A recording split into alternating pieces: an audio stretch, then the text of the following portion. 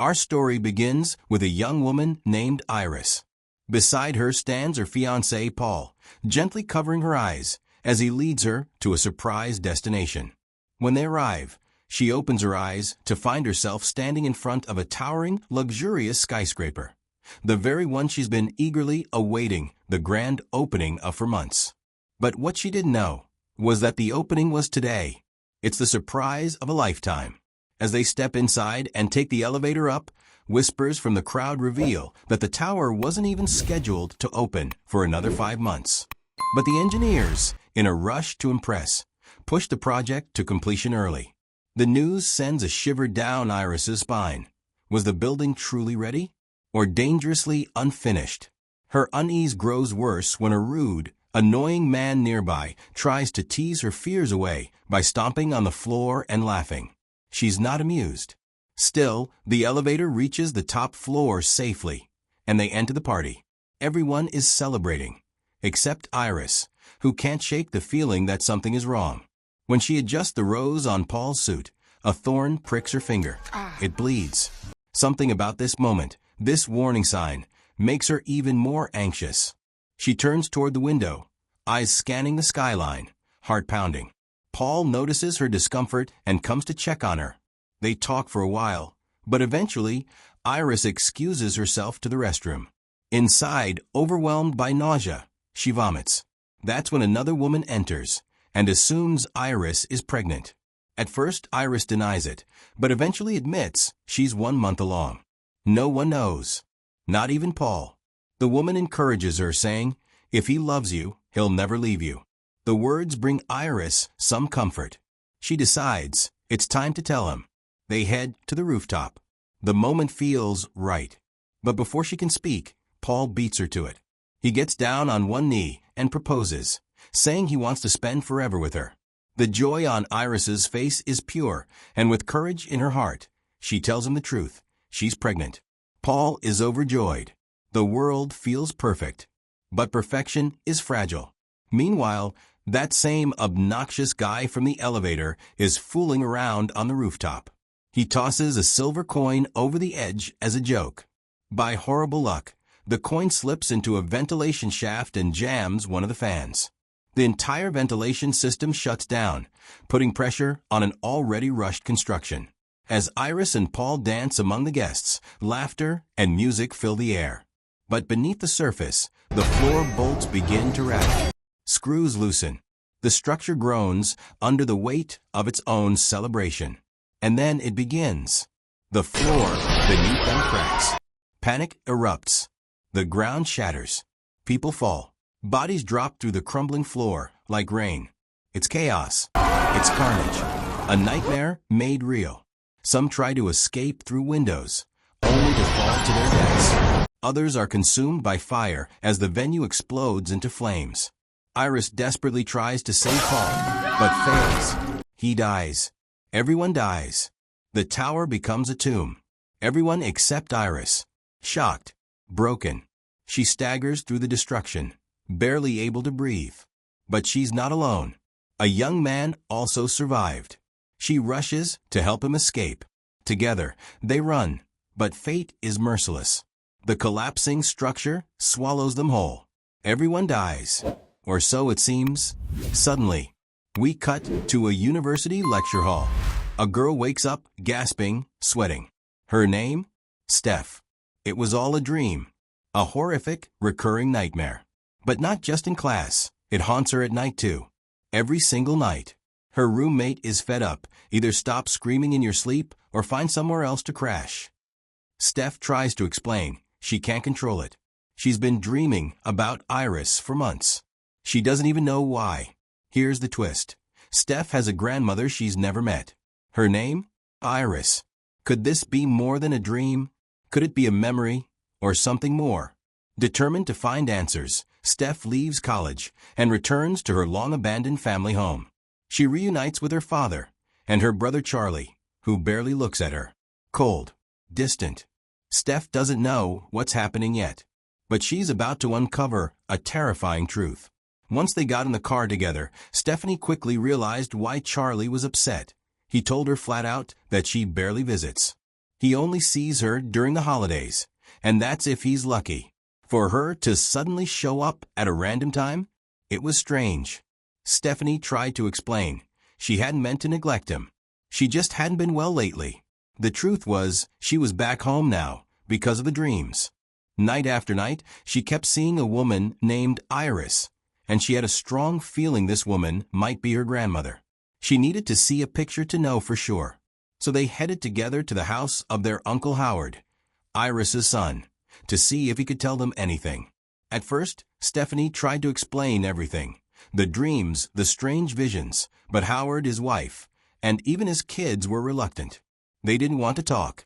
The only one who spoke was her cousin Eric, who bluntly called Iris a crazy old woman. But Stephanie pressed, insisting on knowing more.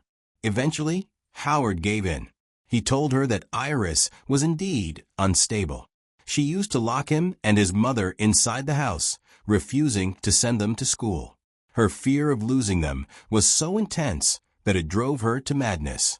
Eventually, the government intervened and took the children away to an orphanage. But even after that, Iris wouldn't leave them alone. She'd send terrifying letters, filled with death, funerals, cryptic warnings. It got so bad they moved to a new address just to escape her. To them, he said, Iris might as well be dead. He refused to say more. But Stephanie wasn't ready to let it go. She begged her aunt for any clue. Finally, the woman caved. She told her there was a photo of Iris in the drawer, along with an old address. Stephanie opened it, and there she was. The same face. The woman from her dreams. This was no coincidence. Iris was her grandmother, and she was calling out for a reason. Determined, Stephanie went to the address. What she found was unsettling, an abandoned, eerie neighborhood, almost entirely deserted.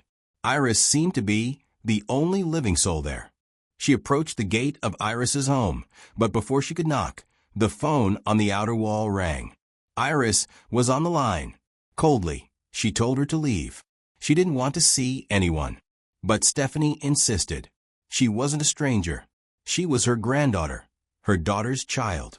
She only came to visit, to ask a few questions, and then she'd be gone. That changed everything. Iris allowed her in. Inside, Iris was visibly shaken, ordering Stephanie not to move until she said so.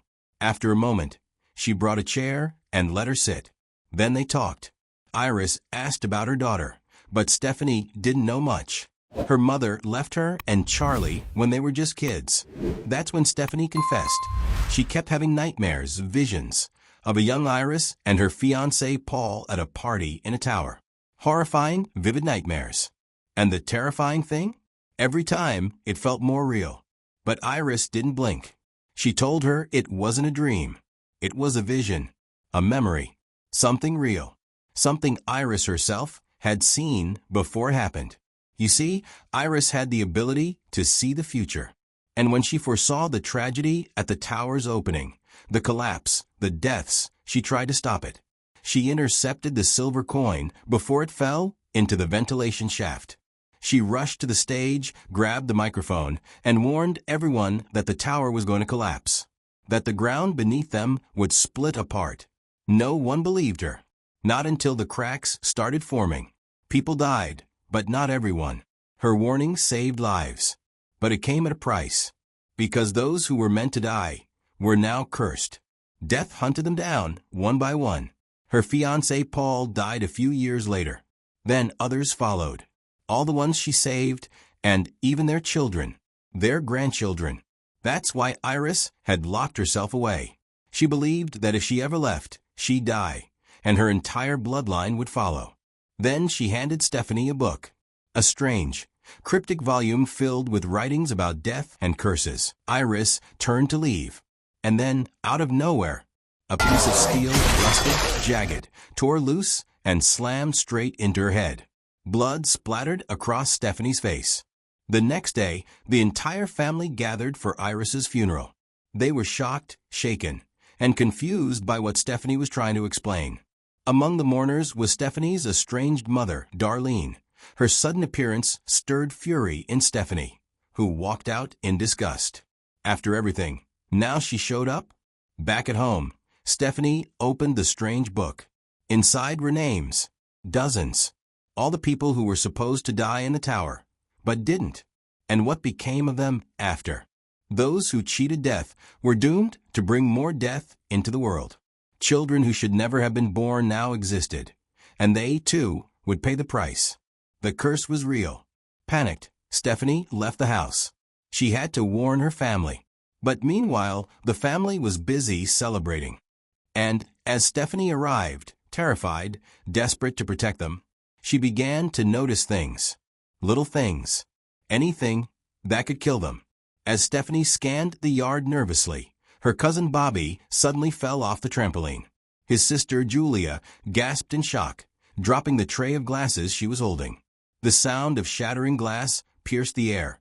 His father reassured the others that it was just a minor fall and nothing serious.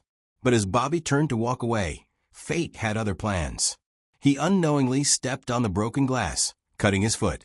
In a cruel twist of timing, the lawnmower, left running and unattended, jerked toward him and shredded him before anyone could intervene. The next day was Bobby's funeral. That was the moment Stephanie could no longer keep silent. She stood before her family and laid it all out. The visions, the legacy of Iris, the cursed fate that seemed to follow those who were spared from death years ago. She placed before them photographs, pictures of the original survivors from the tower's grand opening, alongside their tragic ends in the years that followed. Stephanie explained that Iris had foreseen all of it. Just as Iris died, so too would the rest of them. In the same order they were meant to die on that fateful day. First her uncle, then his children, then Stephanie's own mother, herself, and her brother. No one was safe. But instead of listening, the family looked at her with pity and fear, branding her insane, just like Iris had been. Still, Stephanie didn't stop. She kept calling her older cousin Eric, the one who, by Iris's logic, would be next. He barely responded to her, cold and distant. And then, the unthinkable happened. At Eric's repair shop, a freak accident occurred. A dangling chain got caught in his nose ring, yanking his face violently toward a shelf. At the same moment, a gas leak filled the air. Within seconds, a spark ignited. Flames engulfed the entire shop. Eric scrambled onto a table, trying to avoid the blaze, his screams echoing down the street as the fire swallowed everything. The next morning, Stephanie was frantic. She couldn't get hold of Eric, and fearing the worst, woke her brother Charlie. Together, they drove to the shop, only to receive a call en route. Eric's shop had burned down the night before. They feared the worst, that Eric had perished in the fire. But then, as if pulled by fate itself, Eric appeared in front of their car, alive. Relief washed over them. But Stephanie knew this wasn't a blessing. It was a delay. She warned him, "You survived this time, but next time you might not." Eric laughed it off. "You really believe that crap?" he mocked, even as a truck nearly ran him over moments later. Somehow, again he came out unharmed. But fate wasn't done. Stephanie, determined to protect him, followed him everywhere. But Eric and Julia only continued to mock her warnings. Then, tragedy struck again. Julia was standing near a garbage truck. In a horrifying instant, it pulled her inside. The family rushed to save her, with Stephanie climbing on top of the truck, grabbing Julia's hand. But it was too late. The crushing mechanism activated. All that remained of Julia was her severed arm. Stephanie broke down. She couldn't save her. And now Julia's mother, who had just buried her husband, was burying her daughter too. Devastated, the grieving woman revealed a long-hidden secret. The reason Julia died before Eric, even though he was older. Eric wasn't Howard's son. He was the result of an affair. The revelation shook Eric to his core. He confronted his mother in anger and stormed out, confused, frightened, unsure whether to mourn or celebrate. Soon after, Darlene sat down with Stephanie. She revealed that Stephanie's mother used to repeat a strange name, JP, someone who worked at a place called River of Peace Hospital. Hearing this, they immediately headed there. And that's when they met him. JP looked at them with knowing eyes. "I know everything," he said. "Iris was my friend. She told me all of it." He confirmed the worst. Their fate was real. and there were only two ways to escape it. Option 1. Someone cheats death by dying and coming back, like a person clinically dead for a moment, then revived by doctors. Option 2. Kill someone and take the remaining years they were meant to live. A life for a life. The group sat in stunned silence. JP explained, if someone destined to die at 80 is murdered at 20, the killer inherits the 60 remaining years. It was brutal. It was terrifying. But it was the only way. Because otherwise, all of them, born from a timeline that was never meant to exist, would die. Once Eric and Bobby learned the shocking truth, they decided to distance themselves from the others and figure things out on their own, away from the women. At first, they considered killing a random kid to steal his lifespan. But after some thought, they changed their minds and came up with a different plan.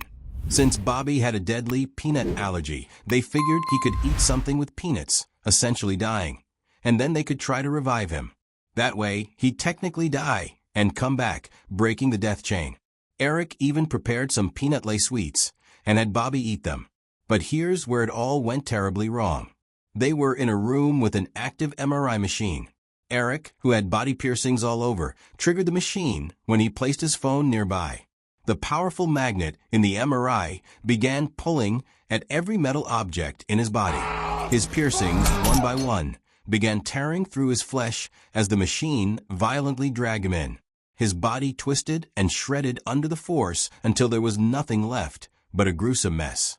Meanwhile, Bobby, suffering from a violent allergic reaction, stood up in agony, only to have a sharp object fall and strike his head, crushing his skull instantly. And Stephanie, Charlie, and Darlene saw it all. Shocked, broken, and desperate, they realized they were now the only ones left alive. The last survivors. The trio huddled together and decided the only possible way to stay alive longer was to lock themselves inside Iris's old house, the one she had lived in for decades, where she managed to evade death for so long. Hoping it would work for them too, they drove straight there. Stephanie even entered through the gate without leaving the car, just in case stepping out triggered something. But fate had other plans. As they attempted to enter the house, it suddenly exploded into flames. Everyone was thrown by the blast. Darlene, injured but still mobile, rushed to save her son, who was trapped under debris. She pulled him free and begged him to help his sister, who was drowning nearby and unable to breathe. But in the chaos, Darlene herself slipped and fell from a height, dying instantly. Charlie, seeing his sister gasping for air and on the verge of death, carried her to safety and began performing chest compressions. Somehow, miraculously, he revived her. Stephanie was alive again. It seemed for a moment that they had broken free from death's grip. Years passed. We see Stephanie and Charlie living peacefully, seemingly safe. They're adjusting a flower on a suit when a thorn pricks Charlie's finger, and he bleeds. He's startled, feeling a strange sense of doom, but Stephanie brushes it off. Later, a doctor reveals something chilling. The moment Stephanie came back to life wasn't resurrection. She was never dead, merely unconscious. She hadn't cheated death because she never actually died. That's when they both realized the terrifying truth. The curse isn't broken. Death is still chasing them. It never left. Then, the final twist. An old woman drops a coin while shopping, and that coin gets lodged in a train track. The train, unable to switch rails because of the coin, barrels down the path straight towards Stephanie and Charlie. In a split-second impact, they're gone. Instantly. Just like Iris warned. Everyone from Iris's bloodline is now dead. If you love Final Destination like I do, it's worth watching. Don't forget to like the video, subscribe, and ring the bell. It really helps the channel. See you in the next video.